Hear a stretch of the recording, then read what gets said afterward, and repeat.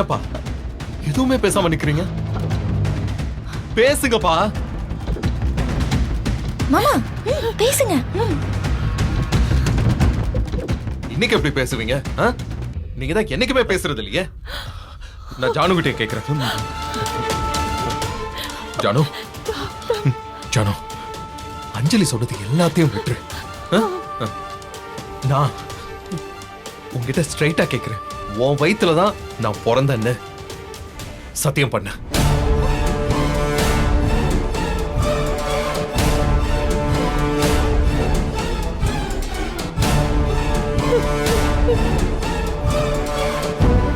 ஏன் தயங்குற?